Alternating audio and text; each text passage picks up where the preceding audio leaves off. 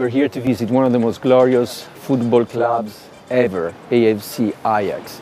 4 times European champions, 2 times world champions. Only 3 clubs have done better than that. But what people like the most about Ajax is the fact that it has created one of the most beautiful, one of the most spectacular football ever. The fact that it has developed an outstanding youth program that has given birth to great champions like Johan Cruyff, Dennis Bergkamp, Marco van Basten, Wesley Sneijder, and many others. It all happened during and before the 1990s, when football was still about sport and entertainment. Today, football is mainly about business models and the huge investments required to buy success. For a club like Ajax, located in a smaller country like Netherlands, with limited market reach and with limited TV rights, it is difficult to remain competitive. Perhaps it's time we change that and we try to salvage a great team like Ajax, and with it, the rest of football. Today we have the honor to interview the man who will bring Ajax back. Its CEO, Rick van den Bach.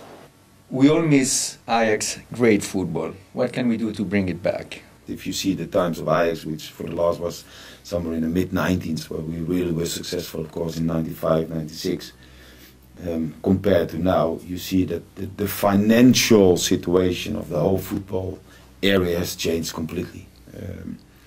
So I think it's 2 things. One is, if you want to be back to the top, you should have a financial fair play situation where it's more equal and not a big difference as this moment. Secondly, I think you need to have a vision as a club.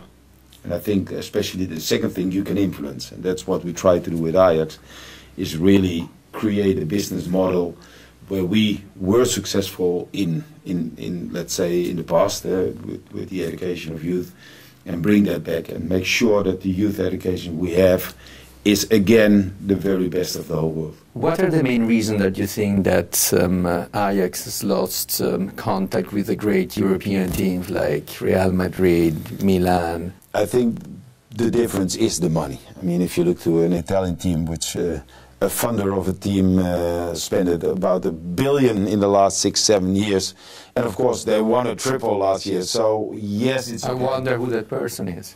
Yeah, but you will find it out with it. But you have that in many countries, of course. Also, if you look to Real, which is a tremendous team, great players, but they have a debt of almost $1 billion. At Ajax, we have no debt.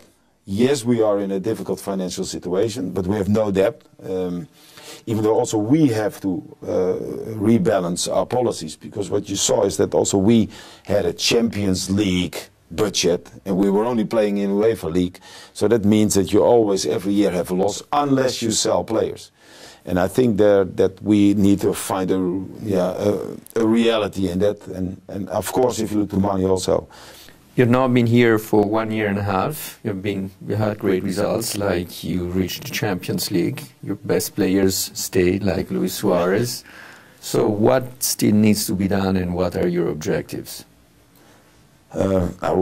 One of the objectives is be champion. We would like to have the 30th title. We are 29, so it gives a 3rd star in our vision. So that's something that's widely living, especially last year when we just missed it on a hair, because we had 85 points, which is an all-time high, with 106 goals for us and only 19 against, which was a tremendous year. And then still there was one team that was better or having more points. So that's we would like to reach that. That's one.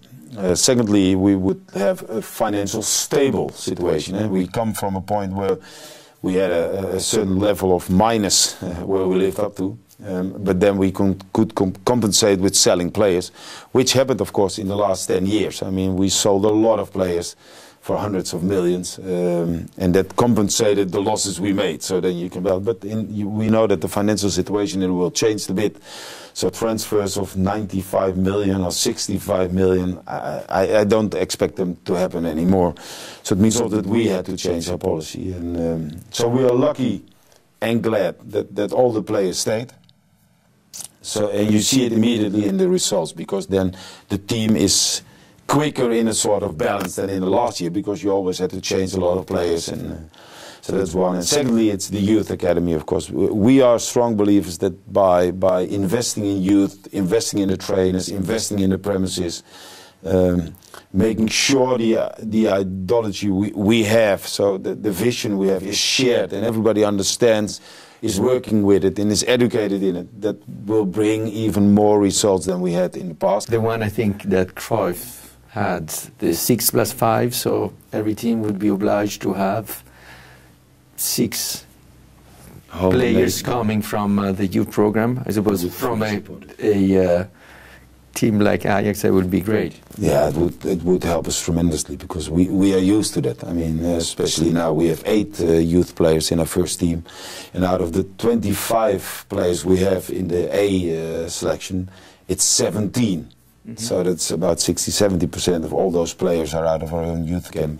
I think it needs to be done, and not only by or for financial fair play, or let's say just the competition, but also for your supporters. So now I think that should be done. I mean, that's a rule that's easy to implement, and I think that also would create, again, a sportive more fair play than it is at this moment. Everybody speaks about your youth program, which is one of the best. So can you go more in details about why it's so great and why it has stayed great for so many years?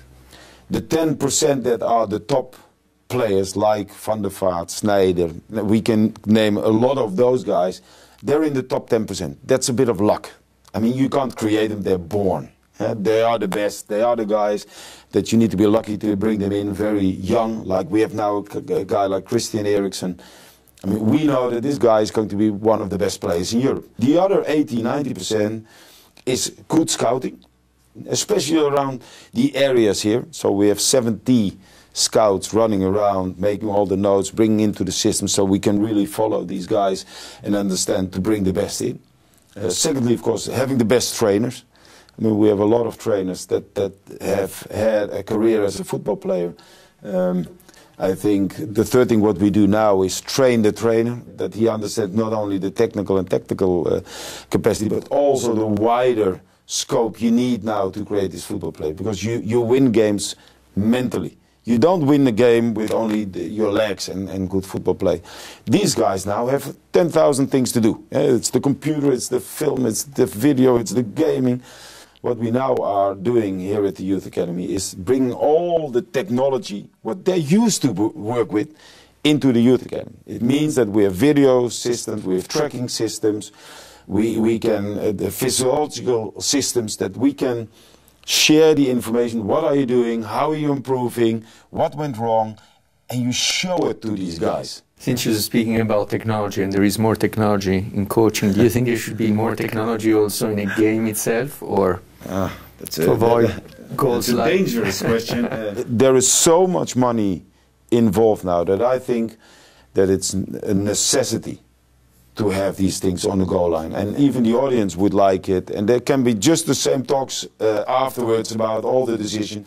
So I think the lines, so is it the goal or not, should be in. There are some ideas, because I suppose that few people like this imbalance. So one of the ideas, for example, is the Benedict, the Belgium and Netherlands League, to allow the best teams to play, so largest market. I'm not a believer in this. Since our name is goal.com, what is your most memorable goal? The most memorable goal, which is the goal from Marco van Basten in 1988 against Russia, where nobody would have shot that goal, I think, when he was there, but he just did it on purpose. I mean, it was what he wanted to do. And it was not a lucky goal. Of course, you need a bit of luck, but that was what he was planning to do. And your most personal goal that you have scored?